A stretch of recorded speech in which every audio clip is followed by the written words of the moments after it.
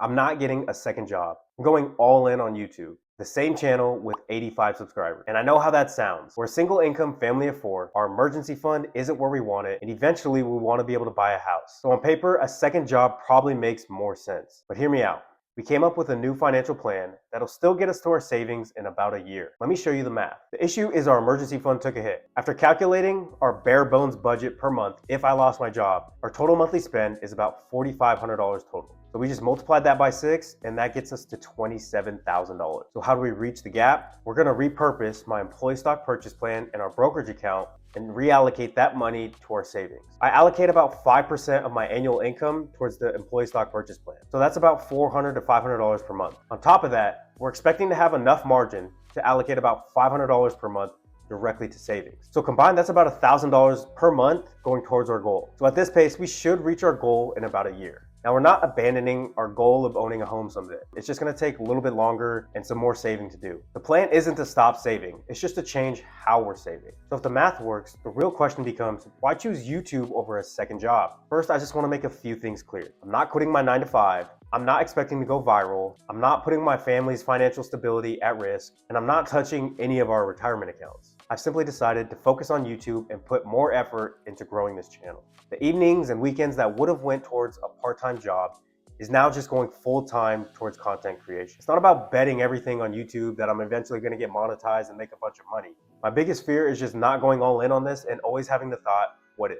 That's a lot worse than trying to make this grow and it not working out. This isn't a bet on becoming famous. It's really a bet on building a specific skill set with content creation. So what makes YouTube worth my time? I started this channel in November of 2025, so about 7 months ago. I jumped in head first, not knowing anything about content creation, editing, none of that. I just dove right in, straight into the fire. I spent hours and hours editing scripts, editing videos, practicing. It was a lot of time spent on little things. And honestly, there came a point where it got to be a little bit too much and I almost burned out. I was very serious about quitting. But then I got a second win because I understood it's gonna take a long time for me to get good at this. And I could see some of the improvements already from my very first videos, which were pretty bad. The bar was pretty low. But still, I could see some progress I've made. And it's not about just even content creation, honestly. Like, I feel better talking in front of people, talking in front of a bigger group at work when I'm presenting during calls and everything. Like, I just feel a lot more confident and more calm. So I can already see benefits in other areas that I wasn't even expecting. So there's a big upside on not only my YouTube or content creation side, but on my professional career side, which I'm also trying to grow and move up the ladder in. Even if this channel never makes a dollar, I'm still getting a lot of value from it. The crazy part is the biggest return from YouTube might not even be YouTube. And this whole YouTube journey has reminded me of a situation that's pretty similar. Let's go back to COVID. There was a time when a lot of people were getting into new things, trying new things out. And for me specifically, I wanted to get into boxing. And I'm gonna be honest, one of the main reasons is because I wanted to know how to protect myself. So one of my best friends, who was a former boxer in the Marines, he helped me box. We would go to the gym almost every day and he would coach me. And trust me, I was terrible. And 6 years later, I'm still not anywhere near being an amateur boxer. Let me just say that. But I have gotten a lot better. I've already seen starting out with something where I completely suck, but then slowly working and getting better, getting better and getting better. I know my videos aren't great, but I can get a lot better. And I'm gonna slowly improve, slowly, and slowly. And who knows where I'll be in like 10 years. Nobody starts good at anything unless you're just gifted. But for normal people, it takes showing up every single day and applying yourself. So what would success actually look like for the channel? Let me tell you what it's not. It's not quitting my job next year. Success is becoming a better communicator, a better storyteller, and look back and say, I'm so glad I did not quit. It's documenting what building wealth actually looks like for a regular, normal, middle-class family. But don't get it twisted. I definitely want to make money from this. I want to get monetized, but it's not the main goal.